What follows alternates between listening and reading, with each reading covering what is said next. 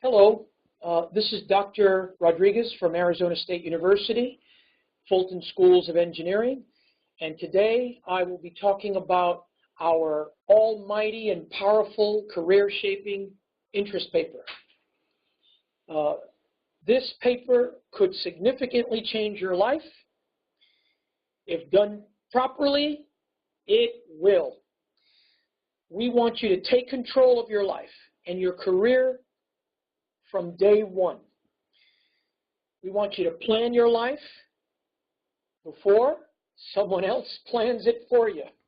And so this interest paper could be the starting point for you. Okay?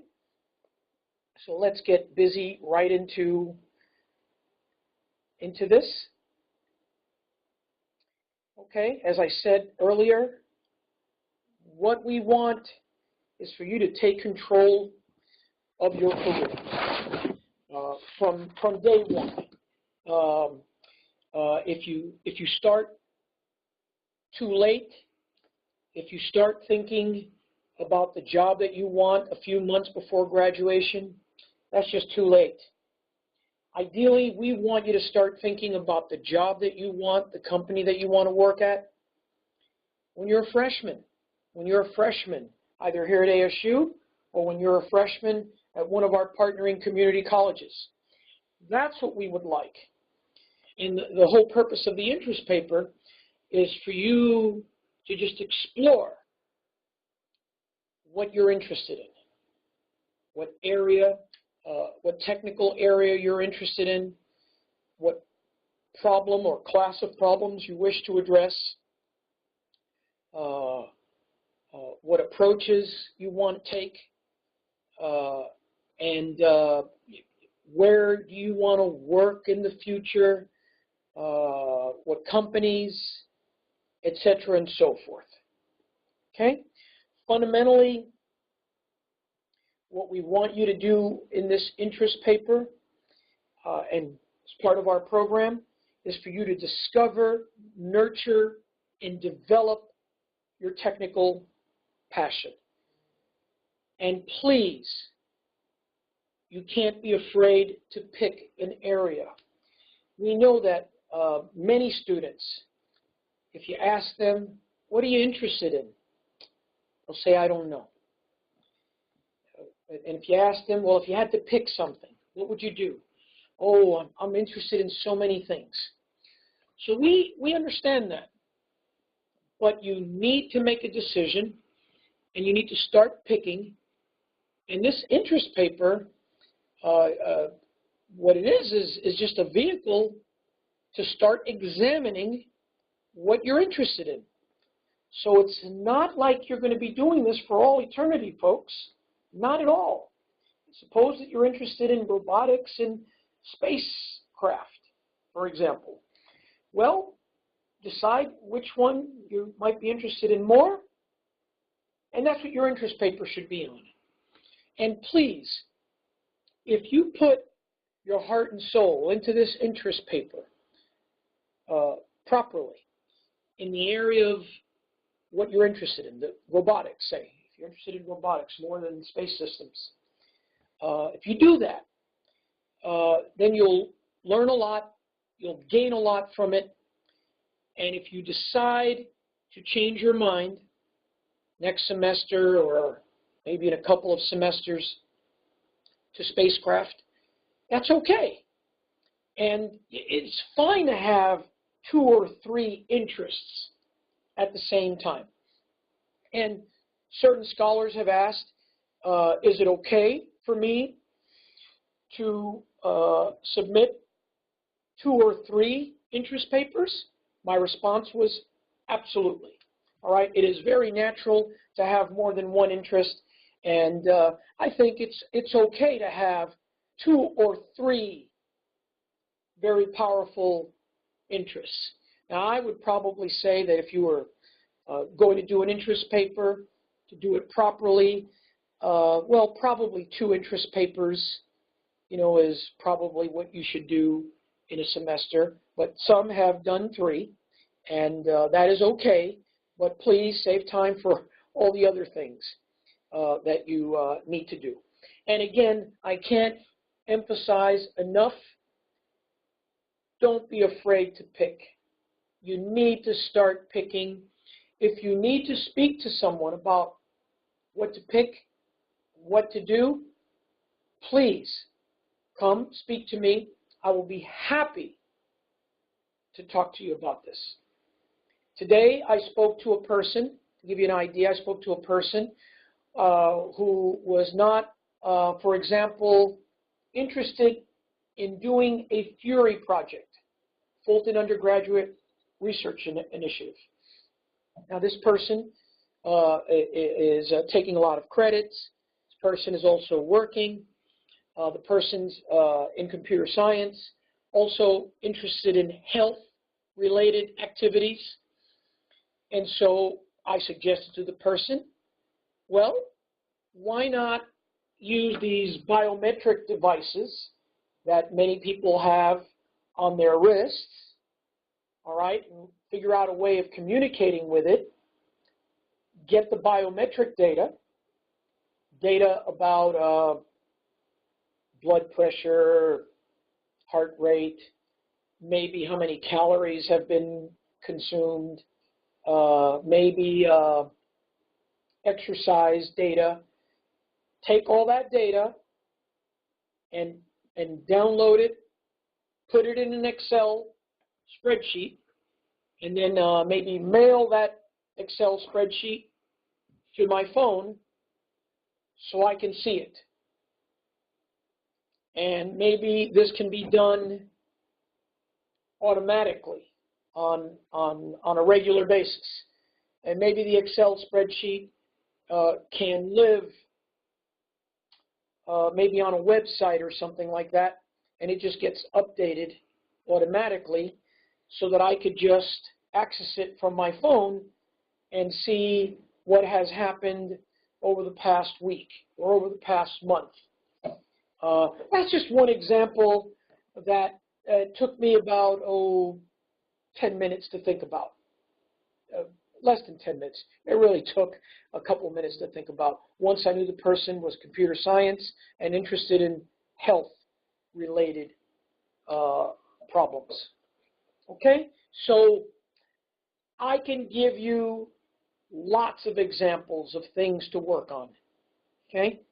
This interest paper is a mechanism for you to declare what you're interested in, to explore it, to put down a plan for what you're going to do, you know, this semester, next semester, future semesters. You can relate it to planned internships. Okay, critical to this interest paper is also how you plan on using knowledge from your classes, the tools that you learn in the classes, software tools, hardware tools, whatever. Okay. We also expect you to relate relevant science, math, and engineering knowledge. Okay, so certainly if you're a freshman, the expectation is less in terms of science, math, and engineering, as opposed to if you're a sophomore or a junior or a senior. We're going to expect more relating of science, math, and engineering and tools, software, hardware tools, etc., from a senior than we will from a junior or a sophomore or a freshman. Okay, so keep that in mind. Here we go.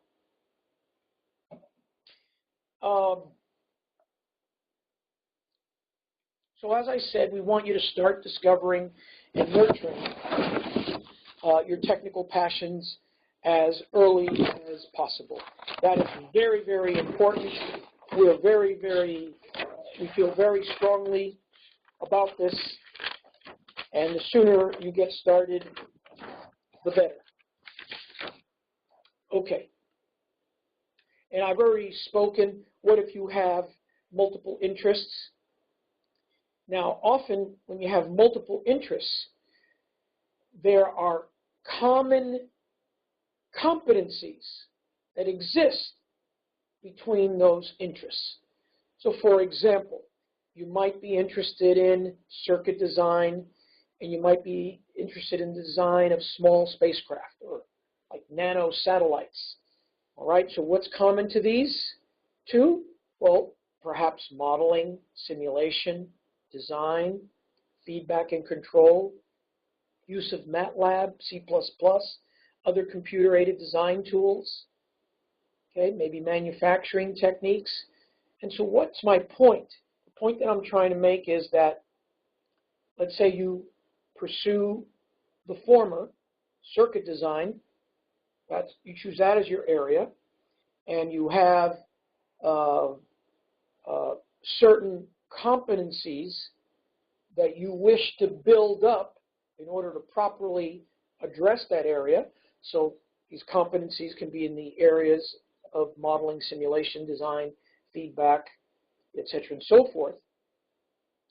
And the whole point is that if you want to do another interest paper on nanosatellites, well, the second interest paper should be very easy to do because you can just cut and paste a lot of what you said in the first interest paper. Okay? Now, at the end of the day, what we want from all this activity is we want you to learn something about this area and the problem that you chose to attack. But much more substantively than that, we want you to be able to put on your resume that you did a report in this area on this problem using these resources, tools, software, hardware, whatever.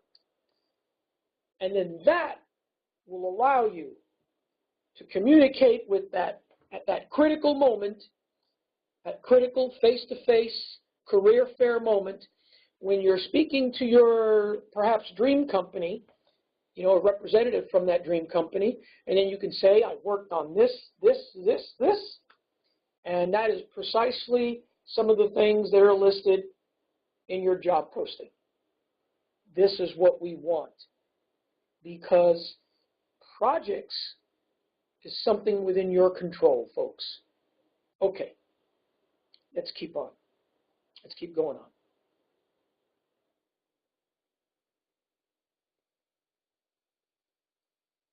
So we want you to use the interest paper to turn whatever interest you have into a significant career steering, career shaping project that you can learn from, one that you can put on your resume, okay, one that you can talk about when you are standing in front of that career fair representative. All right, that's something that I underlined and really goes to the heart of what we're looking for, and I cannot emphasize how strong we feel about this for you. It is a tremendous opportunity. Please take advantage of it. Okay. Now, this interest paper can help you focus your thoughts, as we said, for that career fair moment. It can also help you prepare for future efforts, a future, perhaps, Fulton Undergraduate Research Initiative or FURI project, or it can help you prepare for a future NASA Space Grant project. It could help you prepare for a future Western Alliance to Expand Student Opportunity project, WASO project. It could help you prepare for another REU project, Research Experiences for Undergraduates. Okay? It can help you prepare for an EPICS project. Okay? So there's lots of project opportunities that this interest paper can help you prepare for, including project opportunities associated with our ASAP program. I have a pot of money in order to support projects over the summer. Right? So that's something to keep in mind. Now, this pot of money will be used to help individuals that have put time into this interest paper, that have developed a very good and clear, comprehensive plan within the interest paper, so that they are just ready to run, as soon as we say go. And here's some money so that you can work on this project. Okay? And always, we want you to plan your work, work your plan. This interest paper is central to that. Okay. Now, in saying that, we want to remind you that what people often, or many often say that is, they say that luck is when preparation and opportunity meet. My definition of bad luck is you have a great opportunity in front of you and you don't even see it because you're not prepared. You must be prepared in order to see opportunity. It just doesn't happen. If you think that an opportunity is before you and you'll just see it, that's not the way it works. Not at all. I've seen many students have an opportunity in front of them. Engineers have an opportunity in front of them. People of all walks of life have an opportunity in front of them, and they did not realize it was an opportunity because simply they were not prepared. All right. This interest paper, as I suggested earlier, can help you pick a future employer. All right, so please take it very serious. And then finally, for those of you that are on a scholarship and that are interested in getting your scholarship renewed, well, one of the things that we look for is what you did and how you performed on these assignments. And so do a good job on this, because, and you should do that not just because, it'll be examined in order to look at whether you should be continued, all right? But you should do it because it can significantly impact your life. And I've seen it impact the lives of many. Let me give you just one story. I can give you 20 stories, but let me give you one. So, some years back, when I had a class, an ASAP class, that I was involving even freshmen in freshmen and sophomores. It was a lower division ASAP class, Academic Success and Professional Development class. Focused on freshmen, sophomores here at ASU. So one student, I remember her walking up to me and saying, well, I'm interested in global warming, and I'm specifically interested in energy policy of the nation and how the energy policy should change depending on global warming issues and what's going on in the world. So she took it upon herself to do her interest paper on precisely that. What should the energy portfolio of the nation look like, given everything that's going on in the nation, given everything that's going on in the world, and what should public policy be associated with energy? So, her first interest paper, which was supposed to be 5 pages, maybe she didn't hear properly, that's a joke, she turned in something that was 25 pages. with references, everything. Beautiful pictures, diagrams, graphs, everything. A very detailed plan, step by step. She was going to read this, learn this, read this, learn this, read this, learn this, analyze this, write this type of program. And this was first semester freshman. Okay? I was really impressed. Well, she went second semester, she increased it another 15 pages or something like that. And the number of references. The first time around, she had like 2 pages of references. Second time around, she had like 4 pages of references, double the number of references. The point is, she really, really took it serious. To make a long story just a little bit longer, I'll cut it short. She went on and pursued this for her senior design project. She went on and pursued this for her master's thesis here at ASU, and then she continued to get and went on to pursue a PhD at Carnegie Mellon. And I think she received her PhD from Carnegie Mellon, I think a year or 2 ago. And so this is just one story, and she is working in energy policy. And this is just an example illustrating how this interest paper can truly be almighty and powerful if you just let it do its magic. Okay? Or let it do its work, and you're the one that's really doing the magic, because the hard work is with you. Okay. One final note, or a couple final notes here.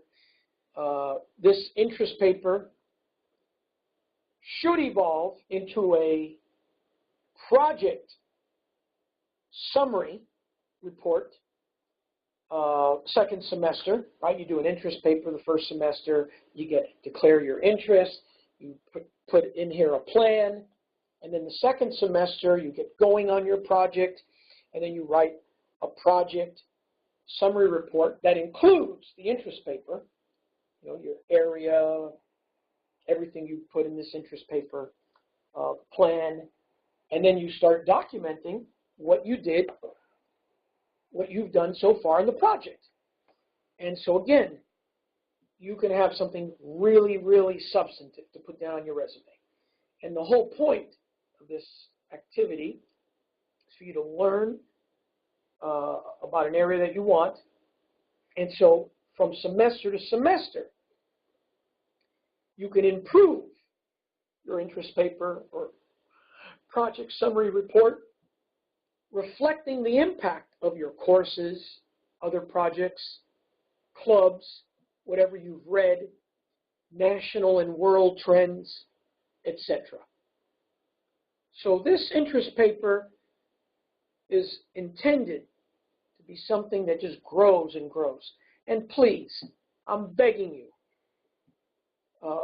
don't be afraid of the word paper, please. It's not, yes, we want you to learn how to communicate verbally, and how to communicate in writing, sure. But really what we want from this is that is for you to figure out what it is that turns you on, so to speak, and for you to learn stuff that you didn't know before.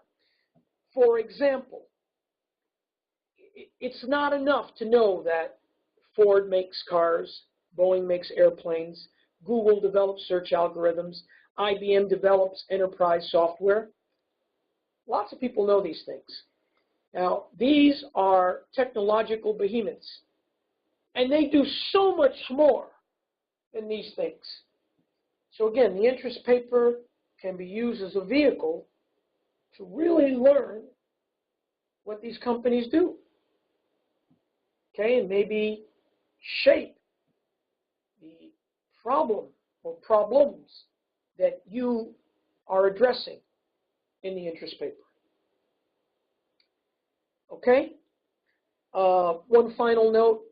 This is a very detailed outline. You don't have to use everything in it, but as a guide, I want you to use it as a guide. I want you to try to answer each of the questions that are in the paper, right? And if you're having problems answering the question, well, maybe that you'll say this will be answered in the next version, all right? But I don't want you to just delete the question. I want you to leave it in there. If you think of a better question, a more refined question, then put that in there.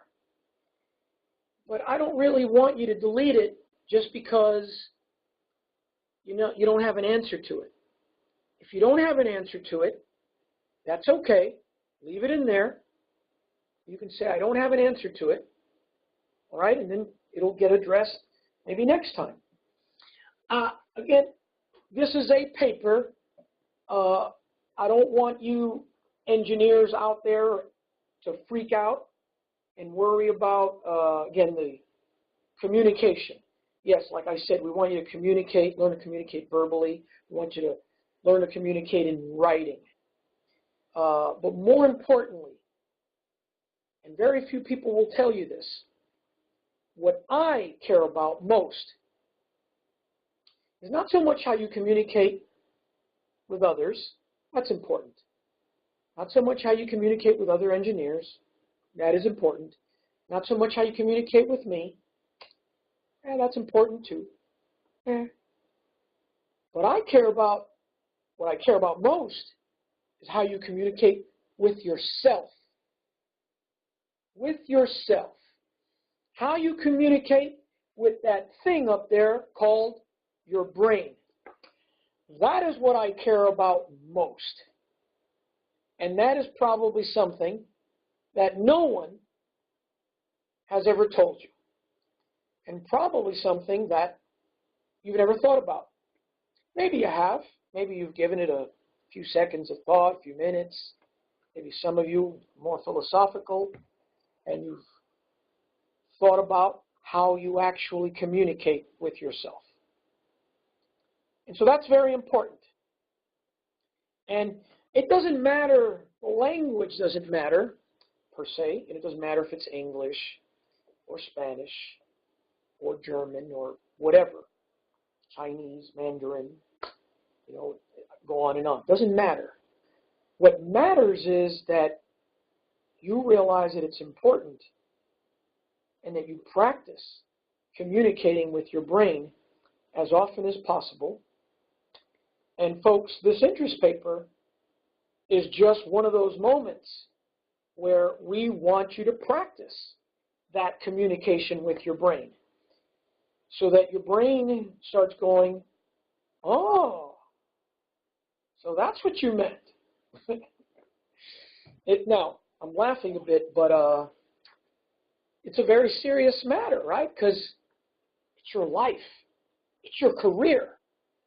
You have to take control of it. You have to plan your life and your career. Because if you don't, someone else is going to plan it for you. Okay? And I don't mean your future spouse. No. That would be okay. All right? Although you should plan it. But it'll be someone else planning it for you, essentially. Because you'll just be going from one point to another point to another point and not really planning. And if you're not planning, if you're not the one that's picking, really picking, then someone is picking for you. All right, let's get going. All right, so what's in this interest paper? First, there's the technical area chosen. What technical area have you chosen? Next is the importance of the chosen area. Why is this area important? How does this area currently impact the nation? How does it currently impact the world? Now, what we want is for you to choose an area that's important. I don't want you to choose basket weaving unless you can convince me and your mentor or liaison and yourself that you can be a world-class basket weaver. And then you could be one of the 20 world-class basket weavers that exist or whatever. And I'm just giving an example. I'm just trying to suggest, give a silly example that is intended to suggest, hey, this is difficult.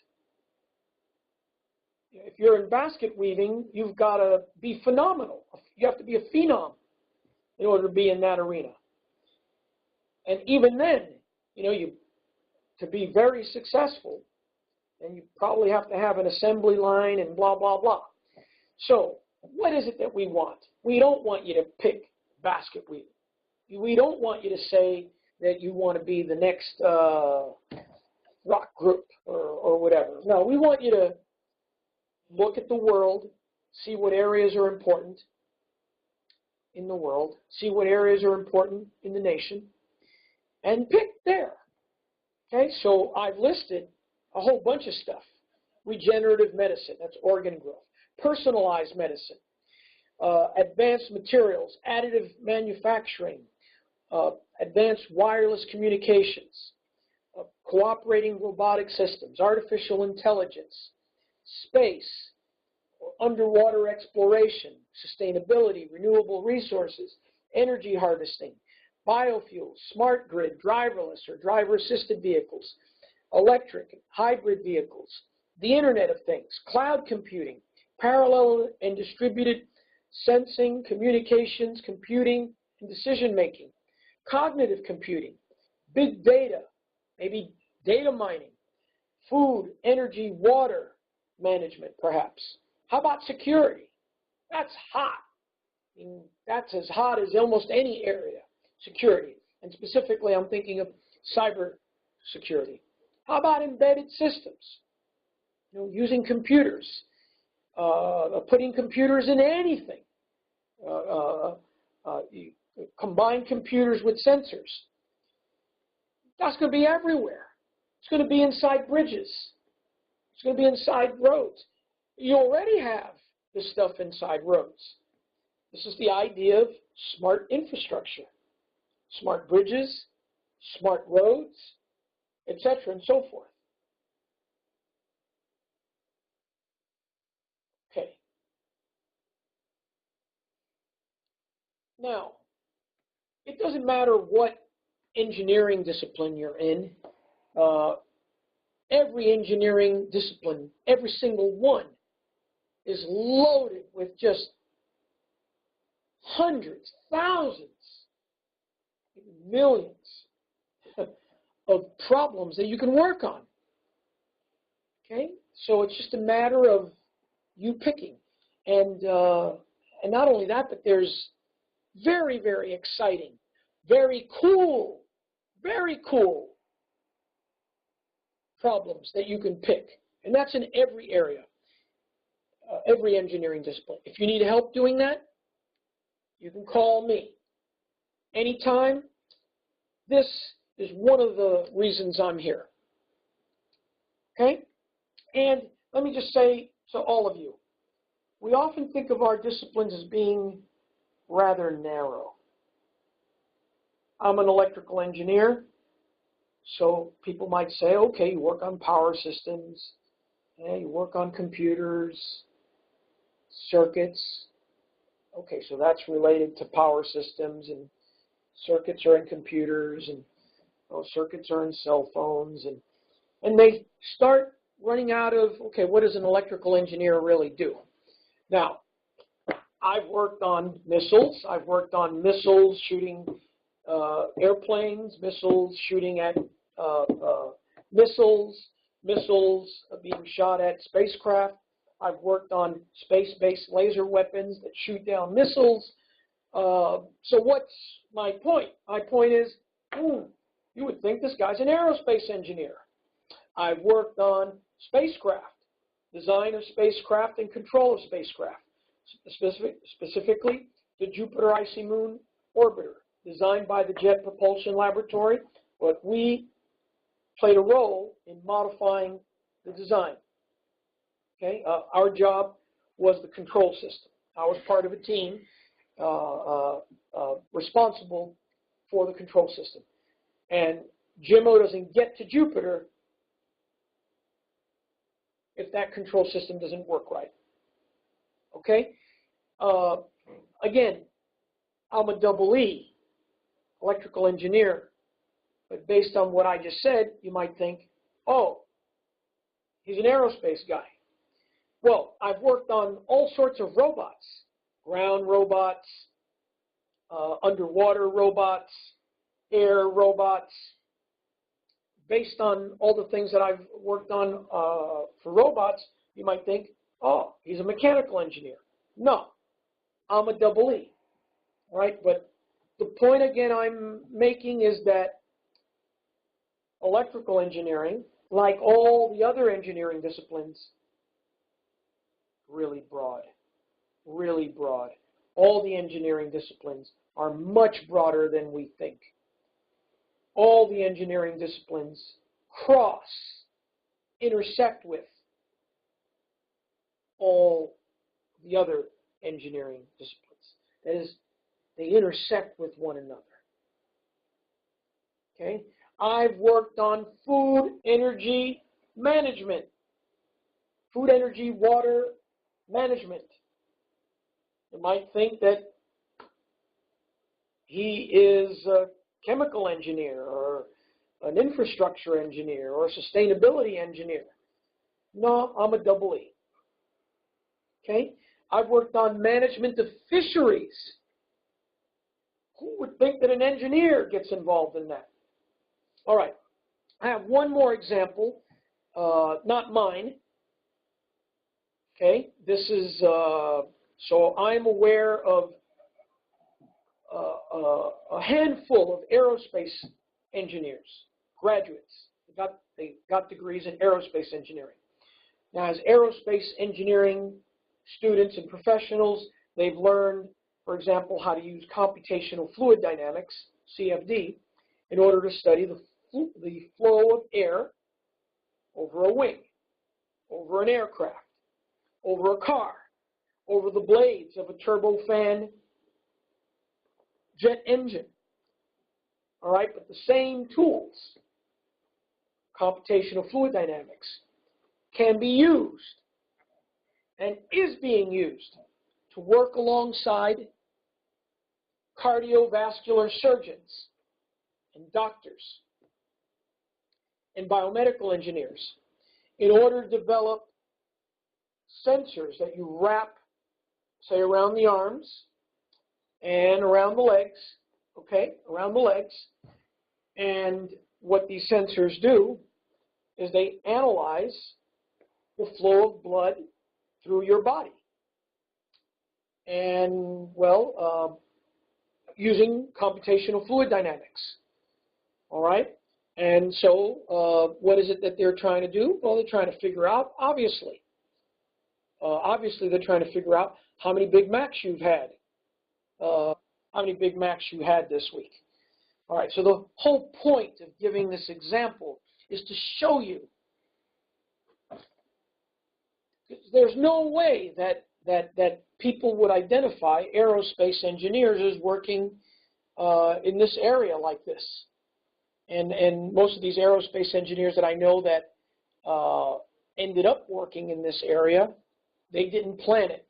They were thinking, okay, I'm going to work on spacecraft, or I'm going to work on jet engines, or propulsion systems, or maybe more aerodynamic cars. They weren't planning, I'm going to work next to cardiovascular surgeons to figure out how many Big Macs people had that week. So what's my point?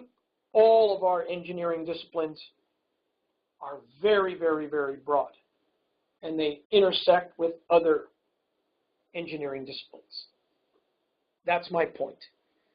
Okay, so in this interest paper, the last question I have here on this, this page is, how will your chosen area impact the nation and the world over the next 10 to 20 years?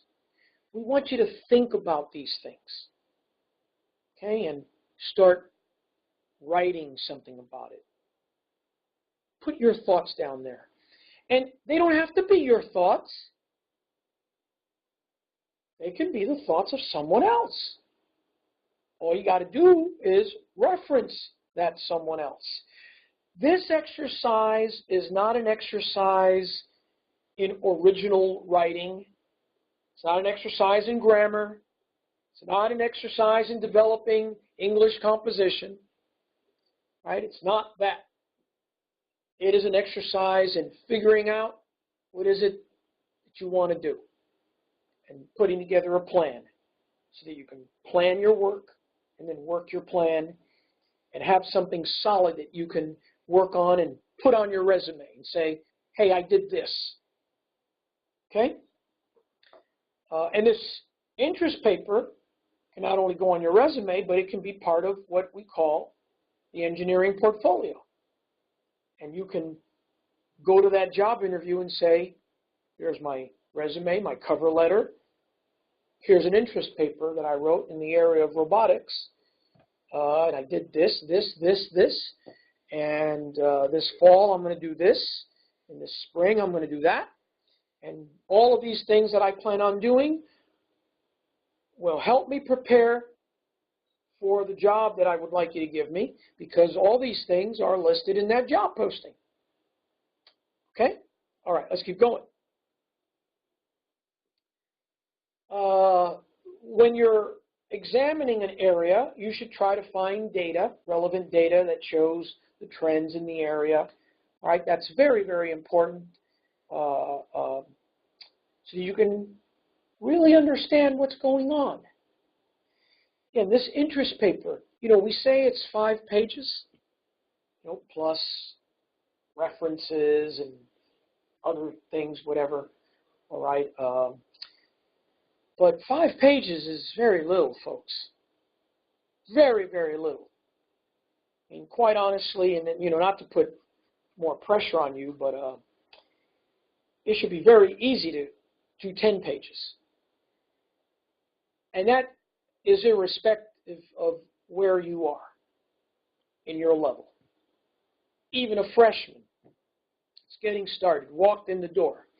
Now, I would advise the freshmen, all freshmen, hey, worry about your grades. I advise everyone, worry about your grades first.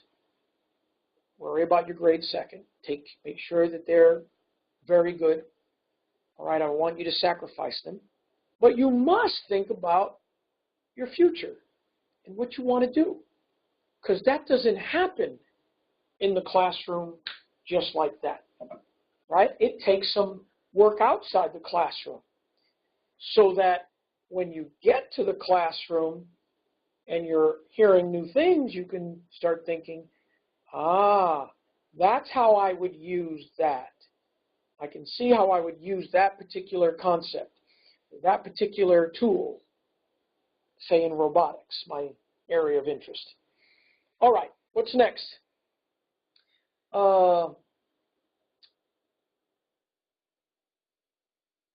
Okay. So I want to say one more thing about the area that you chose.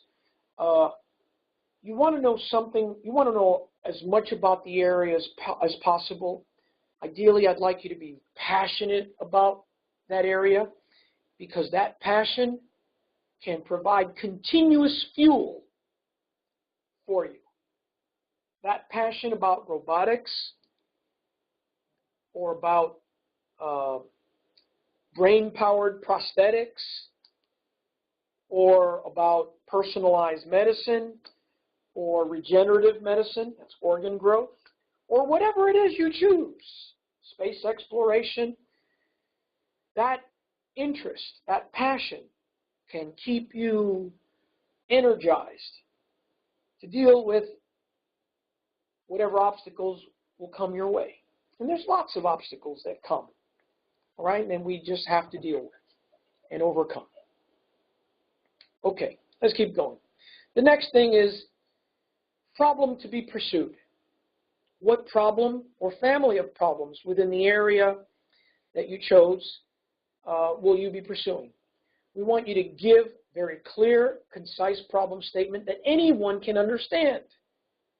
Anyone. Don't go into acronyms. If you're going to use an acronym, you've got to define it. When I'm talking to students or anyone about the problem statement, anyone, I will always counsel the person, please try, especially a technical person, try to describe the problem or pretend that you're describing the problem, say, to your grandmother, someone in your family that doesn't have a technical education. That's very, very, very important. And that's something that we technical people need more practice at, because we often start diving immediately into the technical details, and that probably has a lot to do because of the rigors of an engineering education, combined with the fact that as students, we're often this close to the subject matter, and we often don't take time to step back and really reflect and think of the big picture and think of, okay, what's this really about? What problems are really being solved in this area? Who's doing what? What approaches are they using? What are the pros and cons of each approach? And what might I do? All right, these are questions that we want you to ask within this interest paper. Okay. Again, when you're picking a problem, just like picking an area, you want to pick a problem that people care about, not a problem that only a couple people care about. All right, so again, if you need help to do that, you can speak to your mentor, other faculty, and you can certainly come and speak to me. And then next section in your interest paper, well, what's the importance of the problem? Okay, why is your chosen problem important? Right? If the problem were solved, what would be the impact? Okay? And you certainly want to be able to articulate this. This is very, very important. If you have entrepreneurial aspirations, you want to start a company, either be fully incorporated or you want to begin by starting a limited liability corporation, LLC, and you're going to be seeking venture capitalists, well, then it's very, very important in order to appropriately describe the importance of the problem you're working on and what the impact will be. All right? Now, you must cite publications in the literature in order to, when you describe the area that you worked on, that you want to work in, when you describe the problem or problems that you want to work in, you've got to cite relevant publications. And that doesn't mean that you have to have read them thoroughly, okay? But they should be related to the area that you're interested in. They should be related to the problems that you're interested in. Maybe they can give ideas of approaches to the problem or problems that you're interested in. All right? All right. What's next? Relevant career prospects. What relevant companies or laboratories which you may pursue in the future. What relevant companies or laboratories which you may pursue in the future play or operate in the above space, right? Be specific. Again, you want to say more than Ford makes cars and Boeing makes airplanes and Google does search engines, et cetera, and so forth. And Microsoft does software, and Honeywell makes thermostats. Okay? All right.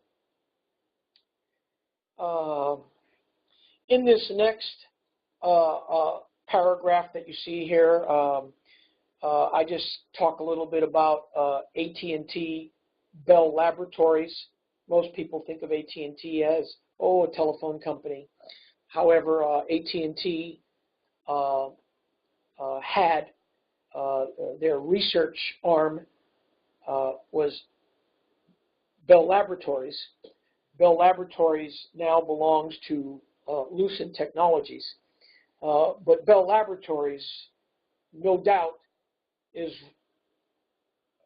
unquestionably the most productive, the most innovative research facility in the history of the world. I mean, if you just see some of the things that they've invented, it's incredible. So, the transistor, the laser, charge-coupled devices, imaging devices, information theory, the Unix operating system, C and C++ programming languages, radio astronomy, detecting background radiation evidence for the Big Bang Theory. And I can just go on and on and on of things that they've done. And so the reason for bringing up Bell Laboratories is because, there's a book written by John Gertner called The Idea Factory, Bell Labs and the Great Age of American Innovation. It's a 2013 publication, and I give the ISBN number there. And so this is a great book. It's a fascinating read. It is incredible what Bell Labs has done. It is very easy to say that this phone that we all have, this smartphone that we have today, it would not exist. No way in hell would it exist if it were not for Bell Laboratories. All right? Bell Laboratories played a huge role in information theory, information processing, compression theory, encryption theory, etc., and so forth. And I can just go on and on. All right. So again, the point of giving you Bell Laboratories as an example is because we often think of today you might think of the Googles, the IBMs, and companies like that, Amazon, etc., Intel, and Bell Laboratories is a very, very, very tough act to follow. It's an impossible act to follow, quite honestly. They have so many patents. And so that's a very good company to read about. It's very good to read about Bell Labs because it gives you an idea of what they've done. And from that, you can see why certain things exist today. And then that will give you a very good perspective for analyzing today's companies and what they're doing, what they're trying to do, and what they are building on. Okay, so learn what companies are primarily known for, and then learn what other things they do. You will be very surprised, I am certain. Okay? You should learn things like where the company's headquartered, blah, blah, blah. Where do they have facilities? Which are of interest to you? Are they hiring in the area that you're interested in? Okay? Etc. Have you applied for an internship with that company? These are all things that you should be addressing here. Finally, next you should be examining approaches. What is the state of the art? In other words, with respect to the area that you're choosing and the problems that you're choosing, what have people done in order to address the issues in that area and the specific issues associated with the problem or problems that you're addressing? What are the pros and cons of the approaches that they've used? That's very important. And you should be thinking about technological issues, social issues, political issues, economic issues, environmental, ergonomic issues, physiological issues, and I can go on and on. These are all important issues.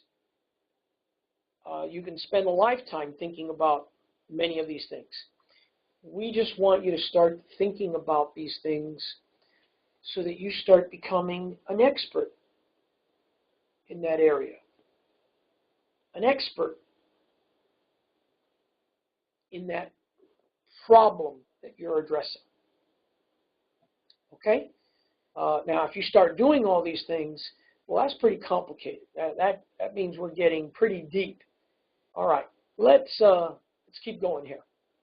All right, next section is, what is your approach to the problem?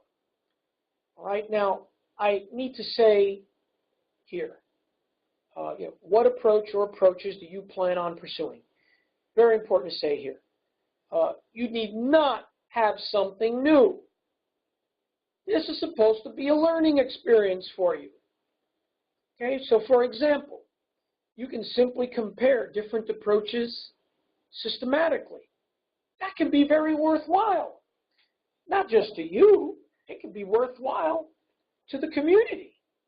All right, now, what matters right now is what's worthwhile to you.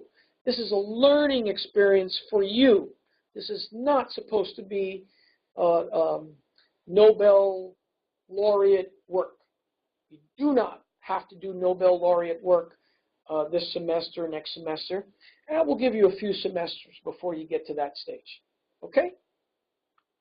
Okay. Let's see. So like I said, you can compare approaches, and that's very, very important. Okay, the next section. What's the rationale for your approach? Why are you taking the above approach? Now, reasons are important. Why? Because they form the foundation for what is to be pursued, built, or created. Now, while demanding good reasons, and I do demand good reasons, you should demand good reasons, you should not unjustly discard compelling hunches. So in other words, we care about hunches. You know, if you think that something is a good idea, okay, that's important. But you got to have some reason, not just a blind hunch. A blind hunch, not good enough. Okay, it's not good enough for my 11-year-old kids. Certainly it's not good enough for you. It's not good enough for anybody. I mean, even, Thomas Edison, when he was trying to look for his light bulb filament, what material he should use, he was trying all sorts of materials, and he was trying to be comprehensive. And his group, an army of people working on it, they were trying to be comprehensive.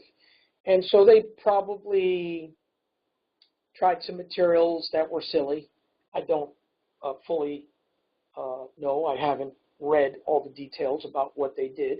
But you get what I am saying, that we may try some things that are silly, all right? But certainly when we're trying to plan, we do the best we can. And so reasons are vitally important. Okay. What are the pros and cons vis-a-vis, in comparison to, those associated with current or prior approaches. All right? And the entrepreneurial-minded might ask, must ask, I would say, how does the approach to be taken compare with that of its most likely competitor? And again, you must cite publications here to support your rationale. That's very, very important. Throughout this interest paper, you need to cite appropriate literature, books, technical conference papers, technical journal papers, undergraduate honors theses, master's theses, PhD theses, etc., and so forth. You can cite presentations. You can cite Wikipedia articles. But folks, again, this is supposed to be a learning experience, and sure, you can cite some Wikipedia articles, but Wikipedia articles is what I expect from my 11-year-olds. Okay? And even they go to the library, we take them to the library, and they get books, and they cite books. Right? Now, they do cite some Wikipedia articles, and that certainly is usually how they begin their literature review. Okay, and so that's okay. You can start with Wikipedia, and you can cite Wikipedia, and you can, within Wikipedia, they usually cite a bunch of serious papers, articles, books, etc., and so forth. You can go look them up, and then they can become part of your citations, your references. So that's very important. Okay, next, what is the risk-reward assessment? Specifically, what are the chances for success? Now, this can be complicated for you, but it's still something that you really need to answer. For most projects, there's very little risk. I'm going to learn about this. I'm going to use this programming language, and then use C++, say, to do some image processing and analysis of images. I'm maybe going to use C++ in order to try to detect some sort of human gesture, right? Perhaps this piece of software is being used on a drone, and the drone is being used in order to find humans that have just experienced, say, an earthquake. All right, and so you may be looking for humans waving like so. You may be looking for a human head, a human hand, human foot. And so maybe you're using C++ to do image processing. And maybe you're going to compare, you're going to use Python to do image processing. And then maybe you compare these two, the pros and cons of each. That's a problem I just made up. Okay, and again, I can think of many, many, many problems. All right. So, what are the chances for success? Why? What will you gain by pursuing the above? Right? If you do ABC, what will you learn from doing ABC? What will doing ABC allow you to do afterwards? What will it prepare you for? Okay? What are the chances for failure? Again, if you're just learning stuff, then there's really no chances for failure, really, unless you get lazy and then you don't want to do it, procrastinate, etc., and so forth. If you say, I want to learn this, then, you learn it. You want to learn this programming language, well, you attack it and set time every week in your certain workspace, or maybe you alternate workspaces, because alternating workspaces can sometimes help your mind, sort of keeps you interested. Right, a new workspace, ooh, I'm excited. Okay, right, but if you're a very disciplined individual, well then you may just work in that one workspace. Okay, so what obstacles do you foresee? Do you possess the necessary background or skill set?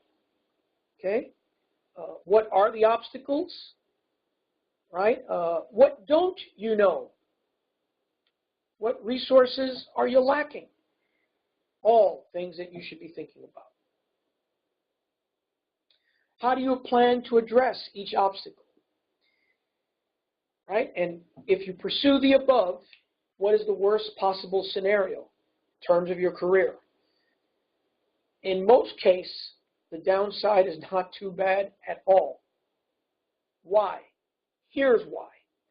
And I've written a whole bunch of stuff here. All right? But the bottom line is this. If you choose a decent problem and you give it all you got without sacrificing your GPA, we don't want you to sacrifice your GPA, no way in hell, all right, then there should be no regrets. Actually, you'll have lots to show for your efforts. The upside will be great.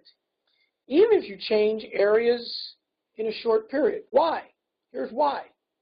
Okay, and this is because we are absolutely certain that the skills you will learn, for example, how to conduct a literature review, how to summarize relevant references, papers, identify trends, analyze, say programming,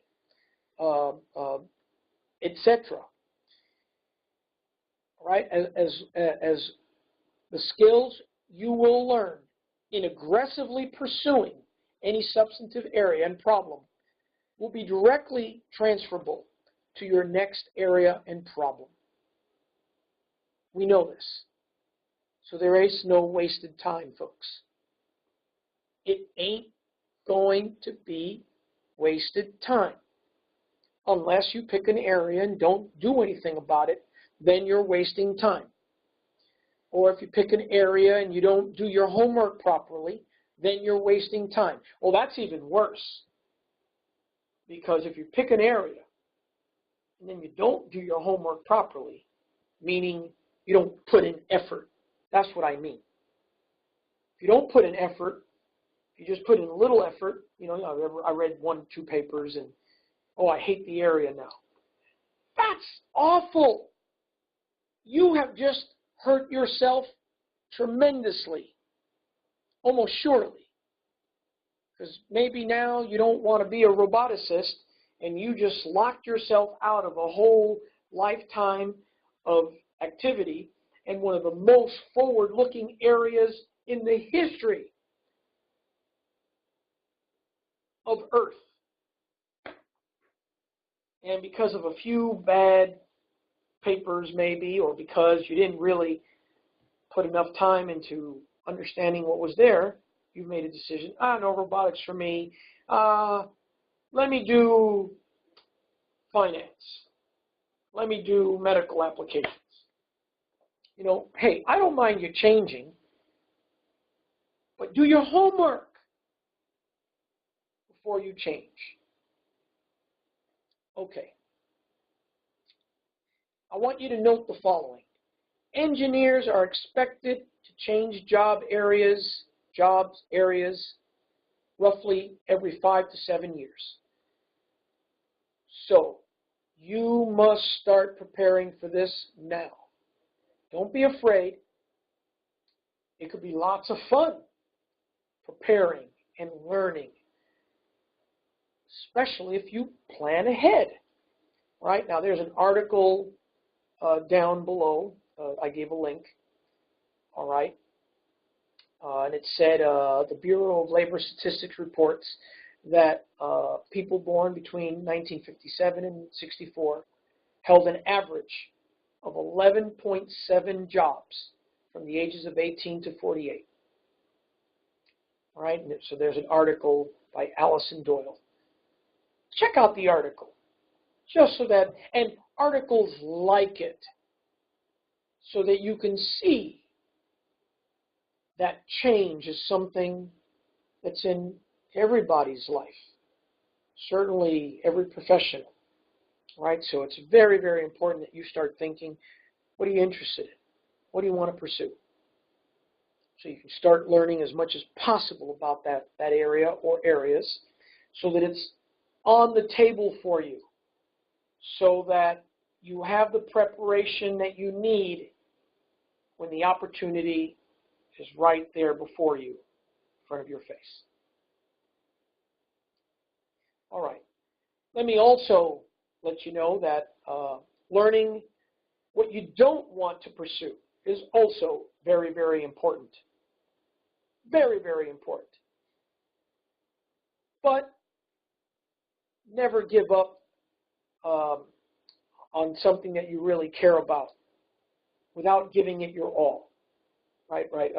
You've got to give it your all.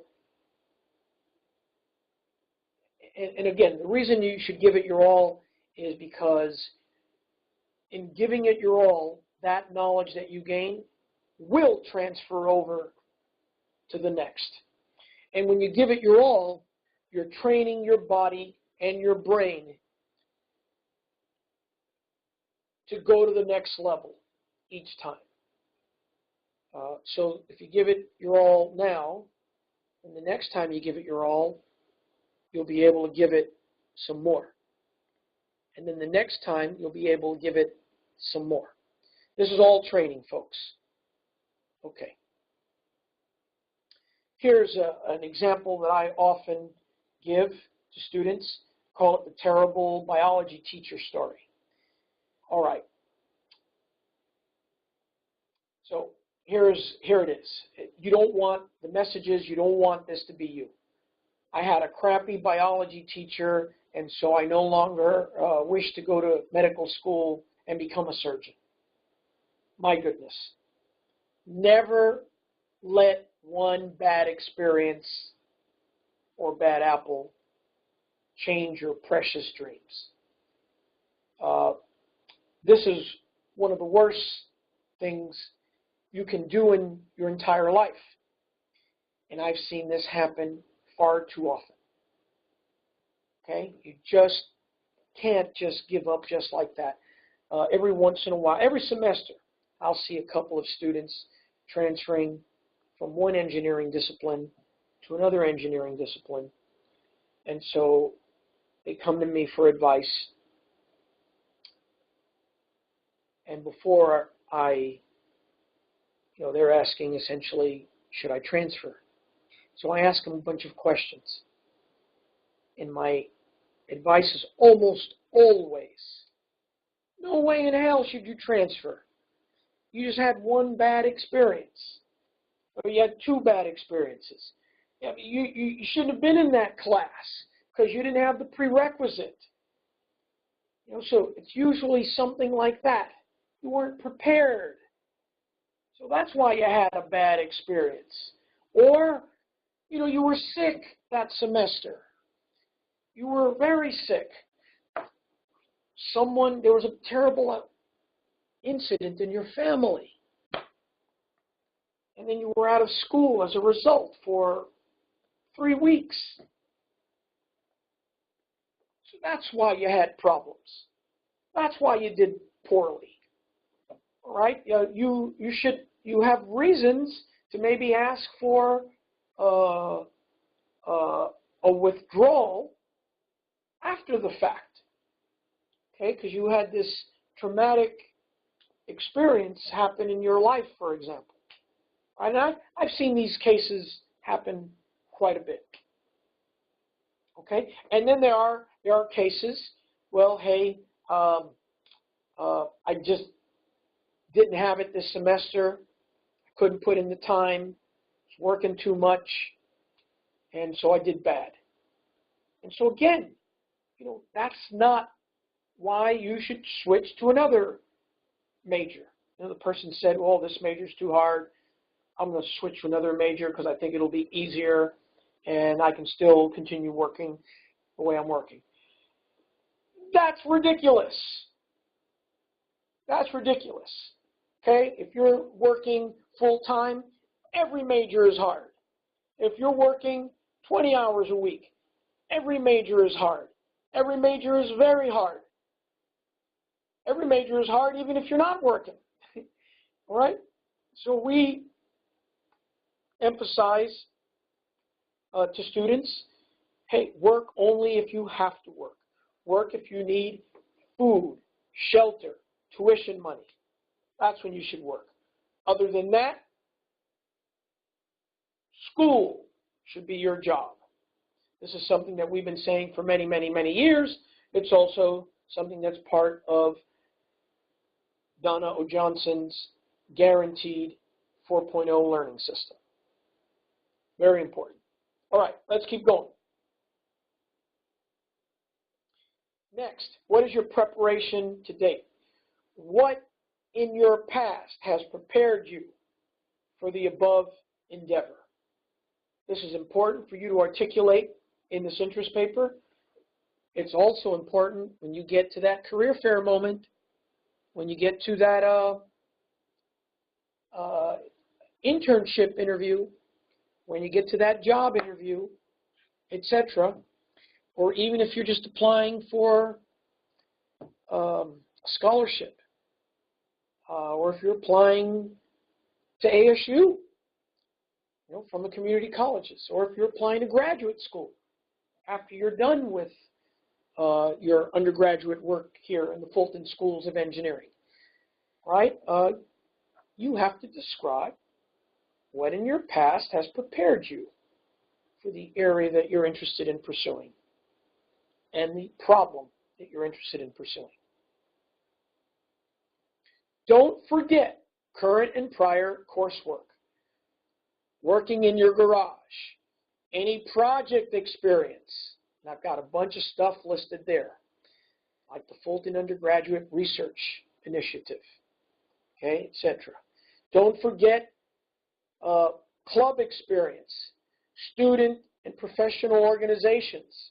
Don't forget community service, tutoring, reading that you've done, critical publications, books, articles that you've examined. Discuss how each has prepared you. All right.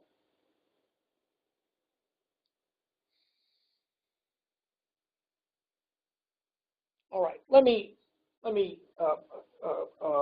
remind you that it is important in this interest paper to connect substantively.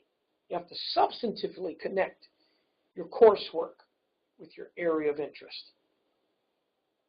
I'm amazed by how so many students feel, my coursework is not related to the interest paper. And it is.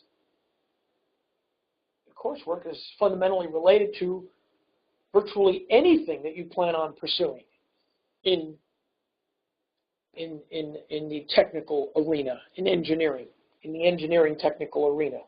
So let me give examples.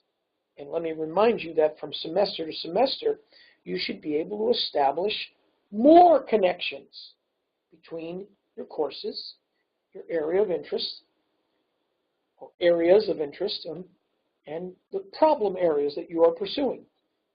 So for example, after differential equations, you can use differential equations to describe the physics of what you're working on. After calculus, you can try to maximize or minimize stuff, right?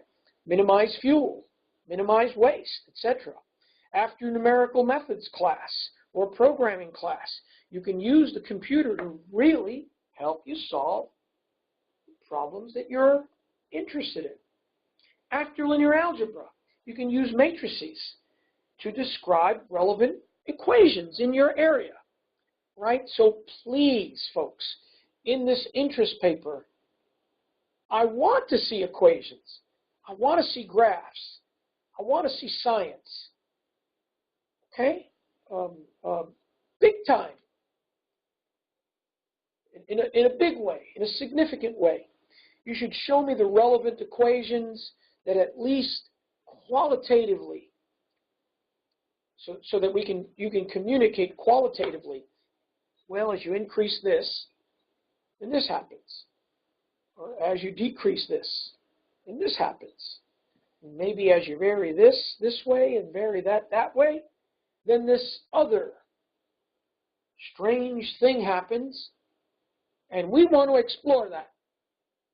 We're going to do some more analysis, and I'm going to use maybe I'm going to use MATLAB in order to analyze this more. Okay? So many students feel that their coursework has nothing to do with real-world engineering. Please don't become one of these people, because if you do, you will be locked out of some of the coolest cutting-edge areas. Don't let this happen to you. Always try to connect your coursework to your area of interest. Use the stuff that you have learned in the classroom. That is vitally, vitally important. Okay? If you are having problems making these connections, a mentor can help you significantly. Again, you can turn to one of the mentors that you've been going to, or you can come see me. I'll be happy to speak to you. All right? Very, very happy.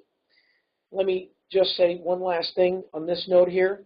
Wandering around in that technical engineering wilderness without focus and essential perspective that a mentor can help you with can be a waste of considerable time.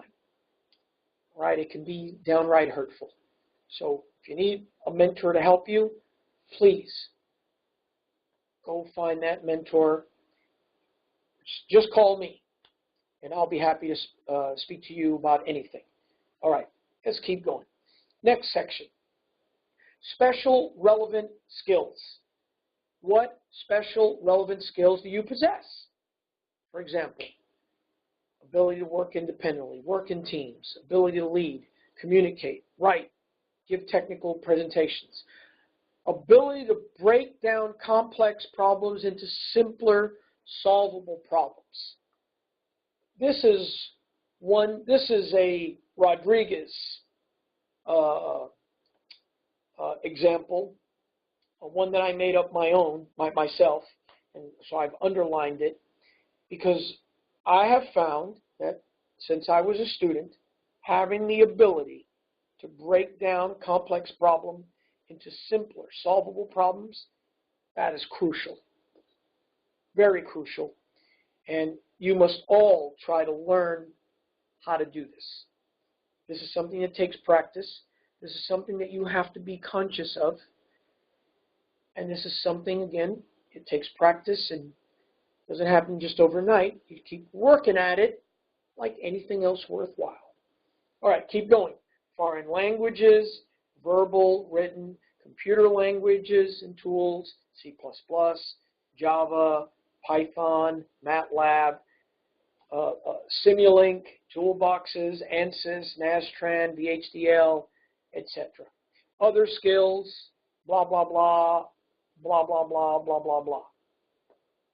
So your preparation that you describe in sections 10 and 11 are very important, very relevant when you are about to tell your story to that face-to-face Google or Amazon representative at a career fair.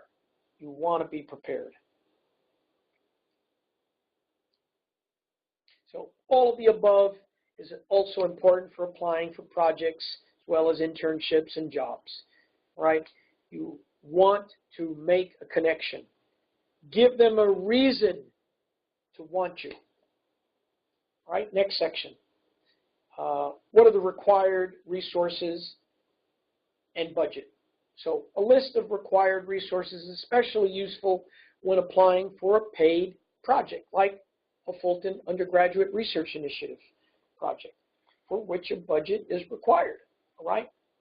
And there's many resources that you might need. And the next paragraph is a list of resources: papers, articles, theses, books, hardware, software, electronic components, laboratory facilities, chemicals. You might need a consultant. Yeah, you might need a consultant. And maybe the consultant costs $100 an hour, right? Because you're thinking very serious about a serious problem. Now, as a student, probably won't be able to get a consultant, but what we're trying to get you to do here is think. Think. That's the most important thing. Now, at first, of course, we want you to think realistically about what can be done now, in the near future. But certainly, we're not trying to constrain you. We do want you to think about the future. And the future it's up to you. It's about you planning your work and working your plan. All right, so there could be very serious laboratory facilities in your future. You might get them here at ASU. There might be chemicals that you need. You might get them here at ASU.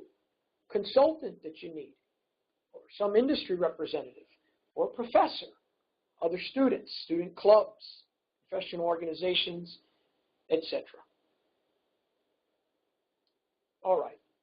When you're giving your budget and maybe there are certain items that you need to buy, like a radio-controlled car, a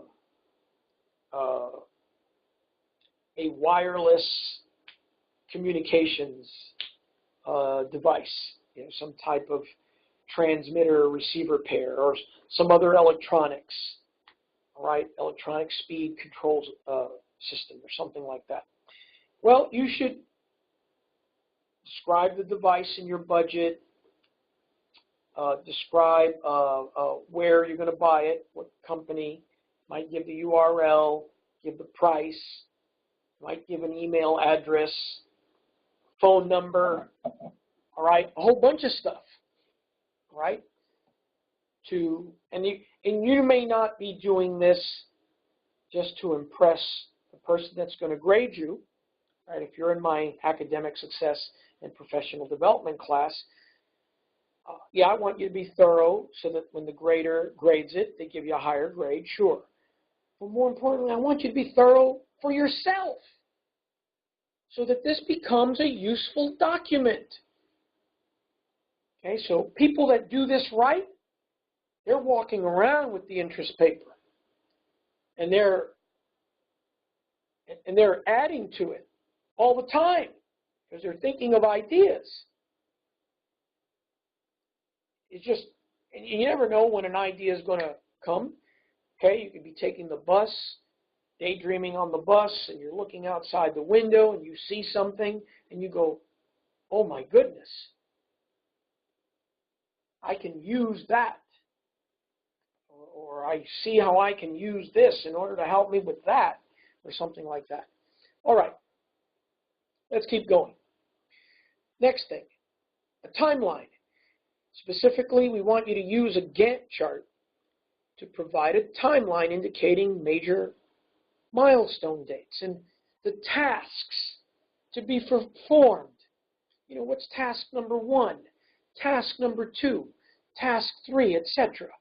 If you can get to that level of detail, then, my friends, you will be in good shape for that career fair. Okay? You'll be in good shape to start executing your project. The next semester, you'll be doing task 1, task 2, etc. And who knows, maybe you forgot a task, you left something out. That's okay, that happens. But that's why you try to be thorough. Task 1, task 2, this is when task 1 is going to get done. This is when task 2 is going to get done. These are the resources that I will need for task 1, resources for task 2, etc. After the first two tasks, I'm going to reach my first milestone. All right, you get the point. Okay. When you're planning a project, okay, try to decide on the big milestones first. This is not easy because it forces you to think about the big picture. It really forces you to think about, okay, what is this project about? What is it that I want to do? What are my goals? Long-term, and then shorter-term goals, and then even shorter-term objectives. And then to get me to, say, one of those critical objectives, what's a major milestone that I need to meet?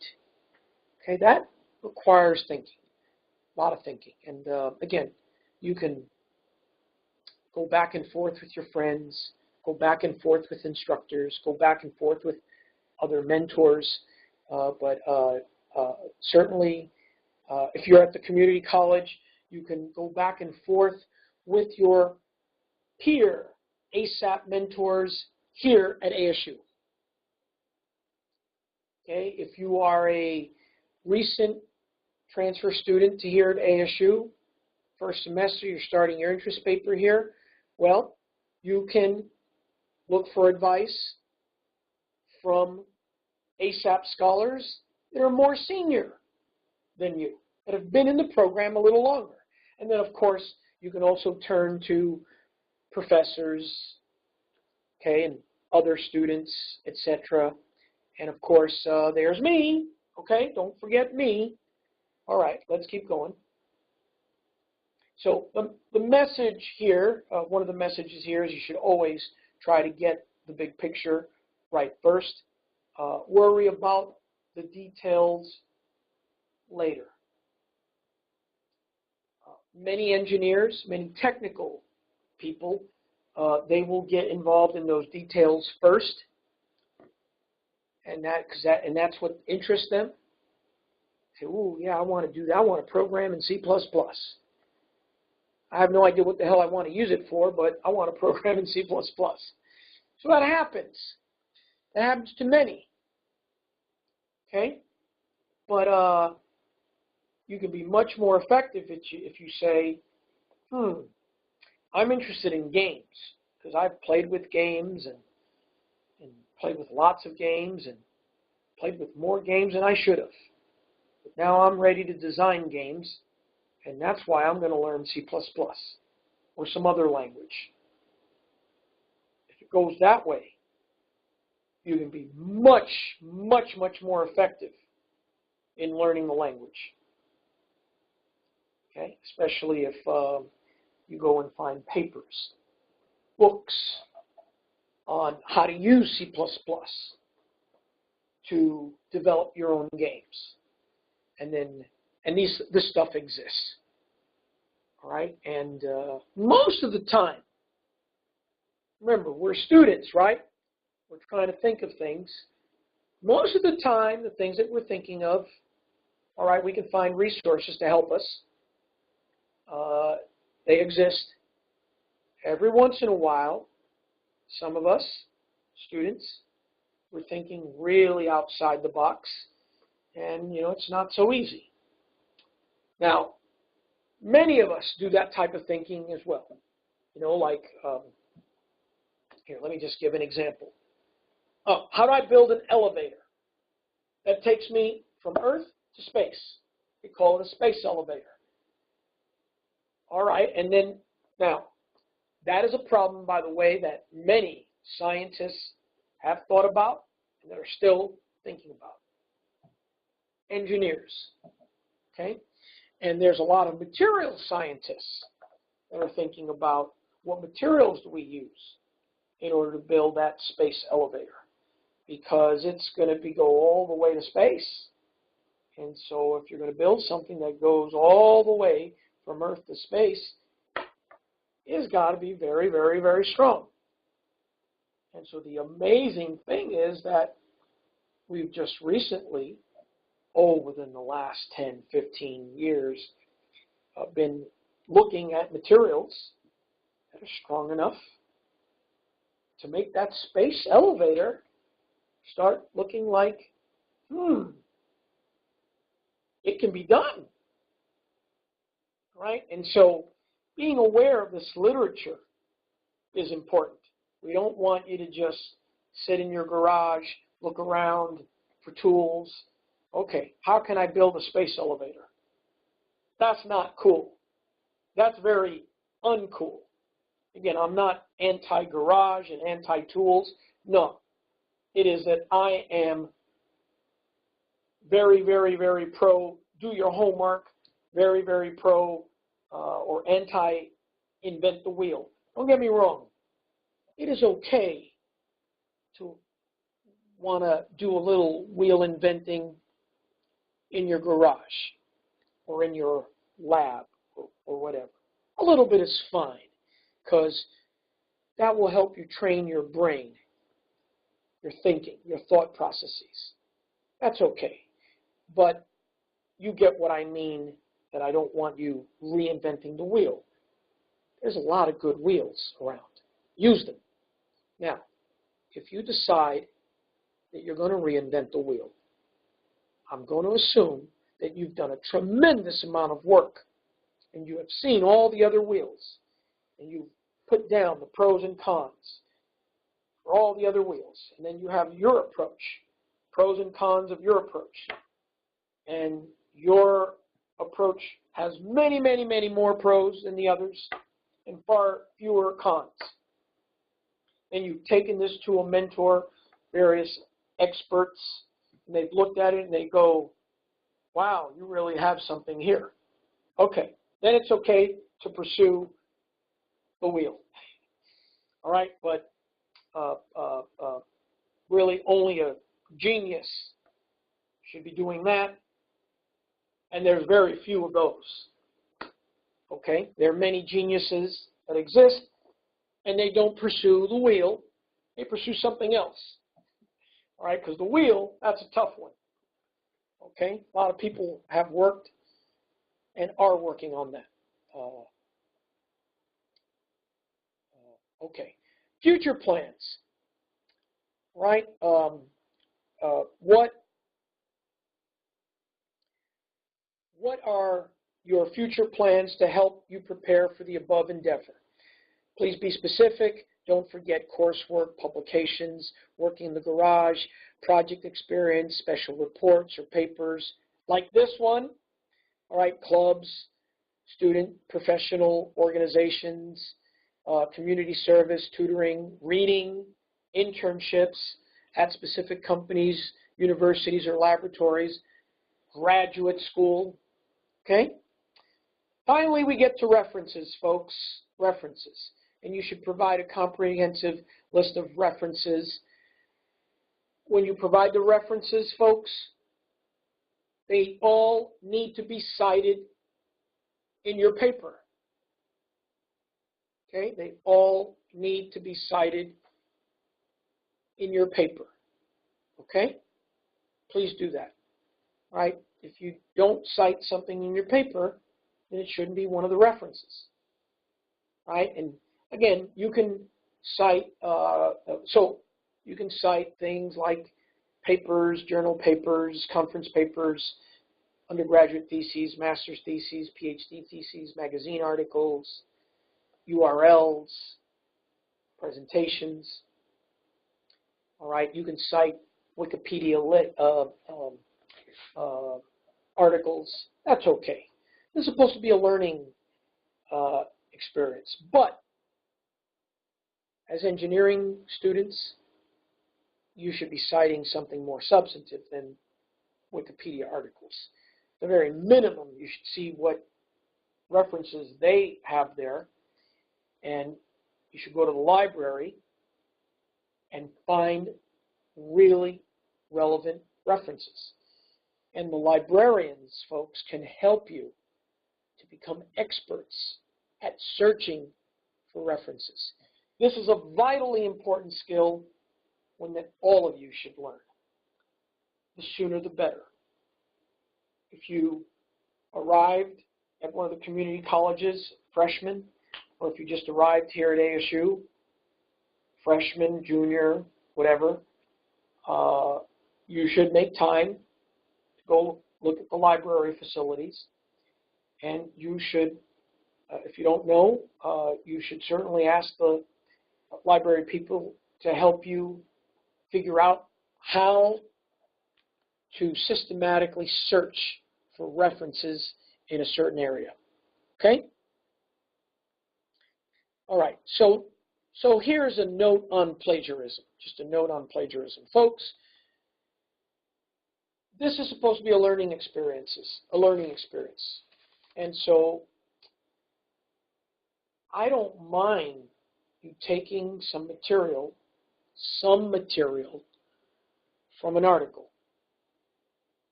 Some. Don't cut and paste the article. That's not cool. Especially if you're in our academic success and professional development class. If you do some of that, we will find it.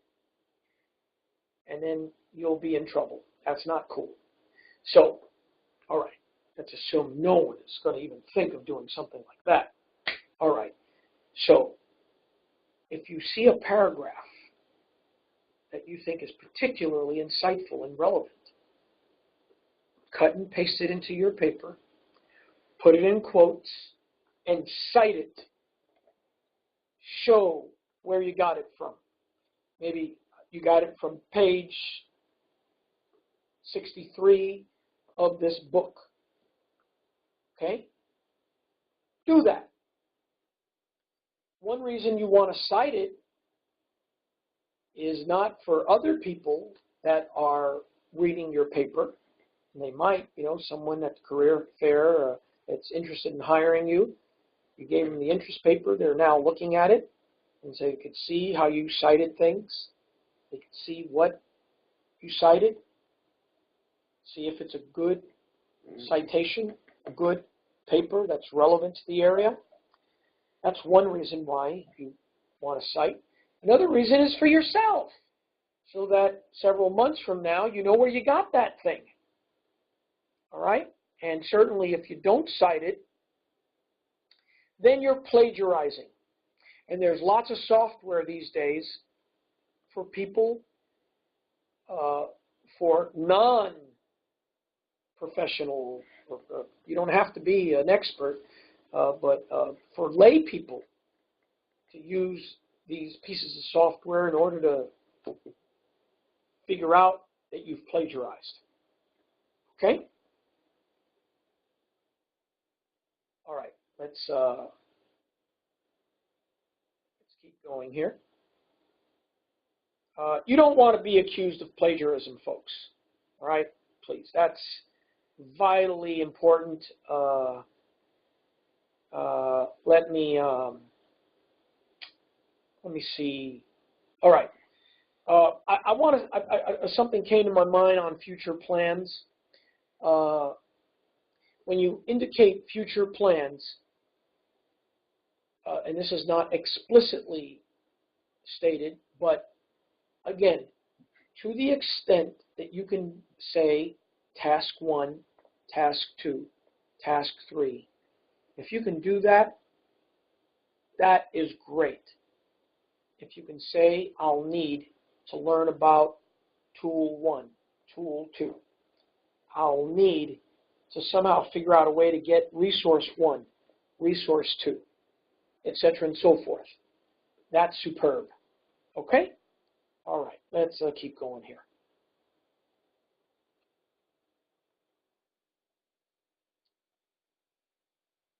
Okay. Now, when you're doing your interest paper, we expect you to cite at least 10 to 15 references, something like that. And that does not mean that you have to read every reference thoroughly. Okay? And we want you to, at the number one, we want you to make sure that these references are relevant to what you're working on. That's very important. And so what we strongly recommend, I strongly recommend is that you do what I call strategic reading. What do I mean by strategic reading? Well, what I mean is you go out there and you gather so many papers. You know, when someone comes to me and they tell me, hey, I want to work in drones. I want to work on drones because I think that area is cool. And I see that sparkle in their eye. And that sparkle tells me, I want to be an expert in drones because I find it so fascinating. So I look them back in the eye with my sparkle. And I go and I say, hey, go find 30 papers. Find 30 papers. It's easy to find papers. And as a matter of fact, I'll just tell them, hey, go speak to one of my students, blah, blah, blah, because they've been working on drones for years, and they will give you 50 papers. Now, usually the students that have that sparkle, they don't go, oh. Now, they might be intimidated by the 50 papers, and they might ask, hey, what do I do with the 50 papers? Well, don't plow into them and read every word. This is the optimally wrong thing to do. Okay? Unfortunately, it is what most would think they should do. And that's not cool. That's very wrong. Such an approach could take weeks or months. Some of those papers might be so hard to read that it could take you years. So that's crazy. So instead, what should you do? For each paper, I want you to examine the following: title, authors, date of publication, read the abstract, read the introduction, read the conclusion. This is what I refer to as strategic reading, okay, or strategically reading, all right? These things that I've highlighted here, generally speaking, are much easier to digest than the very technical inners of a paper, okay? The very technical inners of a paper can be very hard to read. And I'm very concerned about that because I don't want it to kill your passion. And you might not be ready to read those technical inners. And so you start reading and you go, oh, I don't want to do this. That's it. I'm going to go, change my major. I don't want to work on this stuff, or this is the wrong major. That would be terrible, completely terrible, completely unjustified. Very, very, very sad. Okay? If you engage in strategic reading of the 30 or 50 papers, okay, then you begin to understand what critical questions have been asked, what approaches have been taken, what worked, what didn't work, who did what, when was it done, how did the area evolve over time, what are the most pressing questions being asked in the area, what are the most common approaches, what approaches are being examined to try to improve things in that area, etc., and so forth. And after doing the above, start becoming somewhat of an expert. And isn't that precisely what you'd like to do? I think the answer is yes, even though you're not sure even of the area. The point is, what we're putting forth here is a formula for questioning. It is a formula for systematically dissecting any area, any problem. And if you apply this formula to any area, any problem, then you're going to learn little by little what that area is about, what that problem is about, what other people have done, and you're going to figure out something for you to do. Now remember, it's supposed to be a learning experience.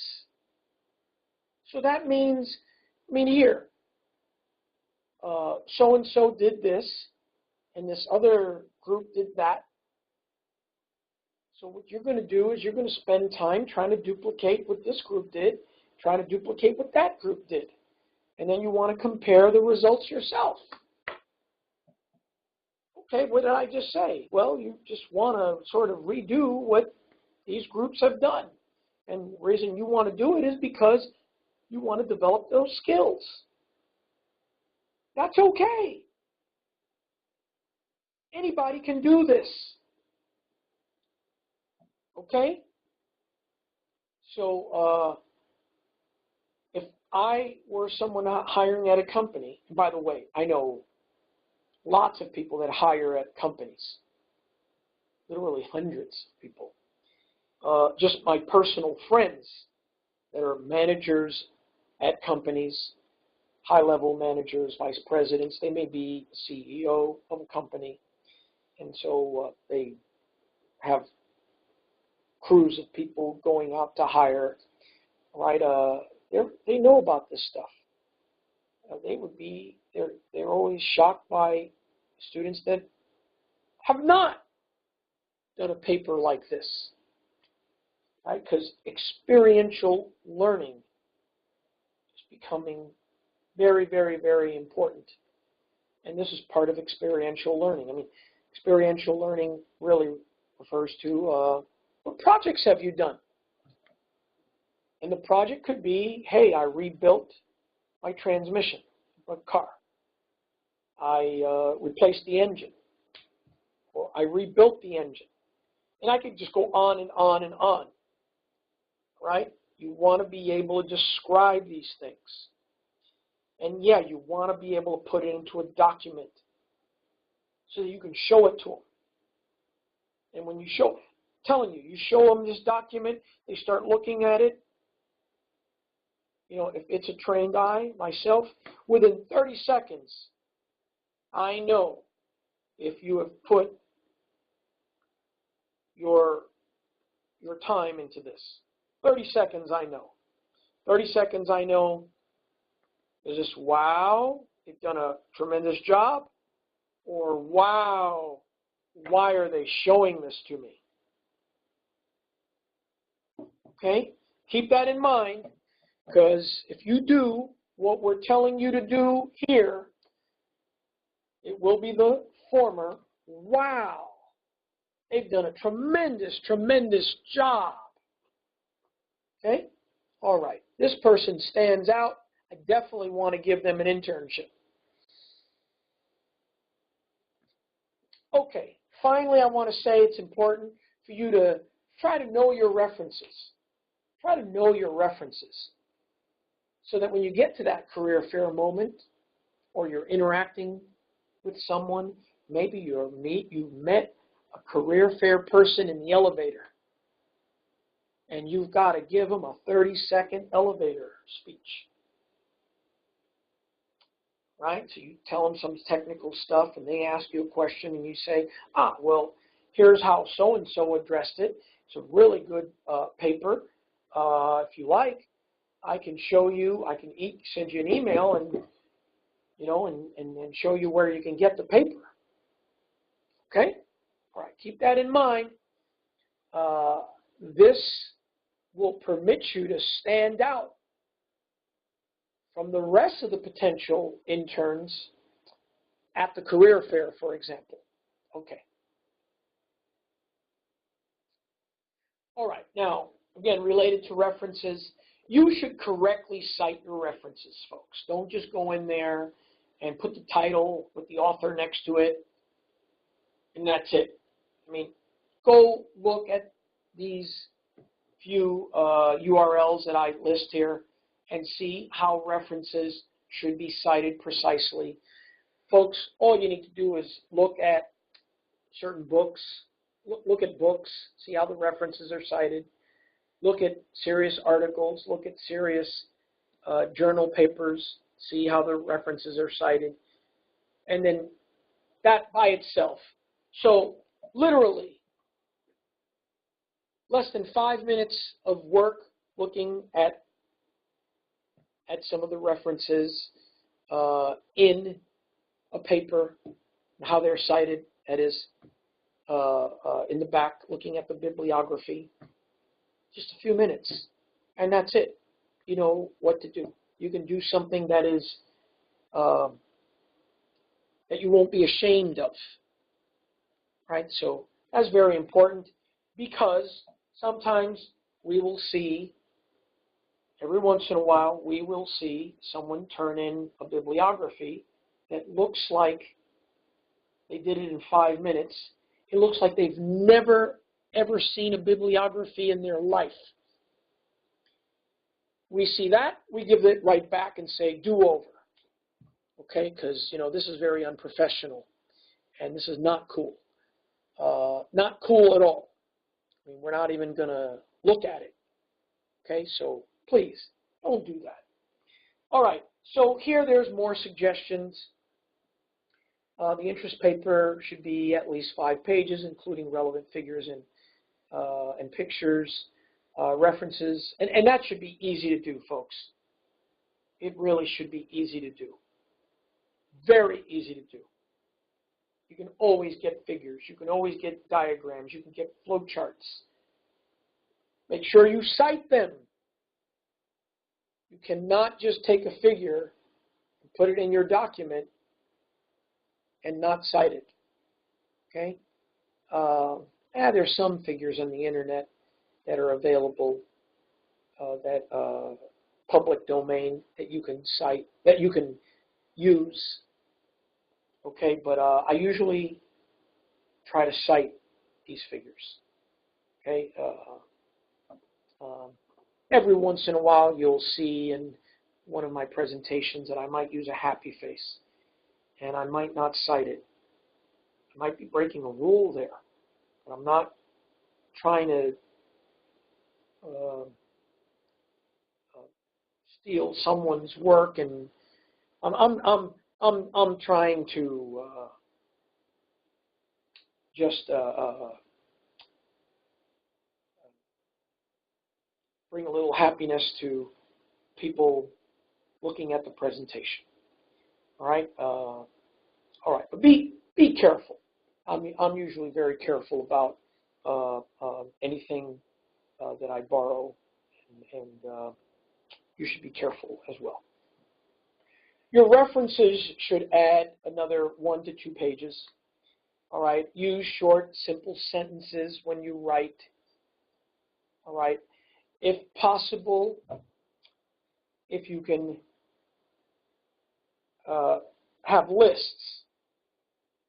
In the following, I plan on, in the future, I plan on pursuing, number 1, number 2, number 3, number 4, etc.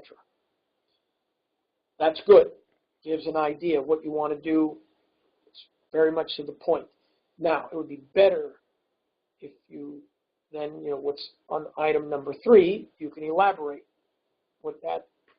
why that's important and what you're going to do precisely. That's always good. But use short sentences, use bullets when possible. I'm not, personally, this is not supposed to be an English exercise, but any type of writing is. That's why students don't like writing. That's just one of those things that they don't like. But, and I didn't when I was a student. But, folks, I made a mistake as a student not liking it because I just didn't know. I didn't know how important it was. I didn't really know that I would have to communicate with so many over the years. I didn't know that I would go on to write a couple of 100 articles, refereed conference papers, journal papers. I didn't know that I would go on to write 3 books, each of almost 1,000 pages each. I didn't know that stuff. Had I known, I would have taken that stuff more serious. Right? At the time, I felt that stuff was interfering with my engineering classes, the serious stuff. All right?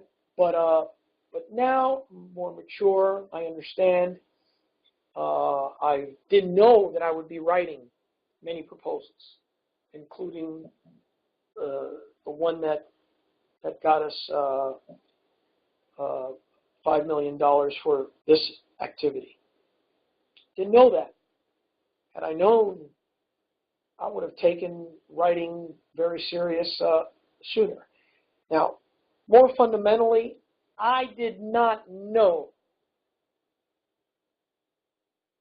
by writing that that would help me build the language skills that I need, not only to communicate with others, but to communicate with myself.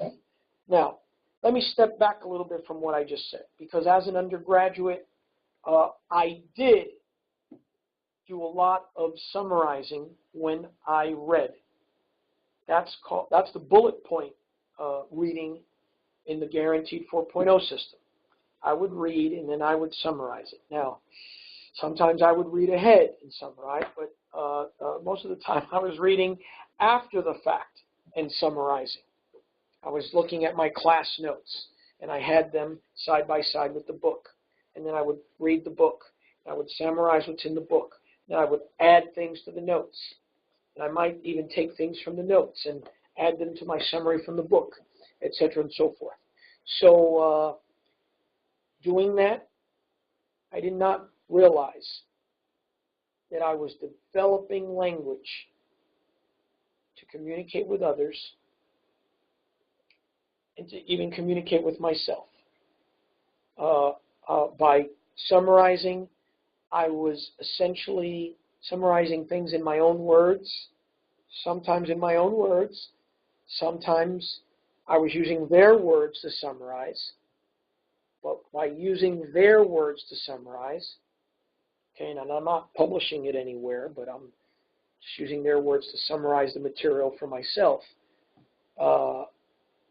I'm essentially trying to make those words my own, taking ownership of the subject matter and of the words. And that was very, very important. Very important. That allowed me to grow immensely. All right. In your interest paper, you should exercise technical muscle when needed. This is especially important at a career fair. Show them that you have done your homework. Always explain all technical terms that you are using. All right, be careful with acronyms, folks. All right, give supporting references always for anything that you are presenting, especially concepts, ideas, important concepts, important ideas, equations. Give references, folks. Right? The following equation was derived in reference number 32. In this equation, A refers to blah, blah, blah. B refers to blah, blah, blah. C refers to blah, blah, blah. Here's a little example on using the equation, okay, etc. and so forth. All right. And I've already said learn to use a library and professional organization search resources to find your references. Please cite each reference properly. Okay. Insert figures and pictures when relevant. Please specify where the figure or picture was obtained. Always give credit when you use anyone's work. And finally, if you have any comments, suggestions, criticisms, I know this was very, very, very, very, very long. I know. I apologize. I apologize if it was boring. I apologize for being too boring. I apologize for not making it more exciting. Maybe in the future I will redo this video and make it much, much more exciting. But what I wanted to try to do is to have this video on our almighty and powerful interest paper. And I wanted to try to make this somewhat comprehensive. The truth is that you don't need the video. You can just look at the document. The document that I just went over is pretty comprehensive. Oh, there's probably a few more things that I could add, maybe more details on the plan, tasks, details on resources, what each resource will be used for, details on maybe what books you might get and what each will help you with. You can give more detail. This paper will show you this, etc. The more detail, the better, folks. And it's not just better in terms of getting a grade, in terms of showing that you've done your homework. If done properly, this interest paper becomes a life-changing document and a life-empowering resource.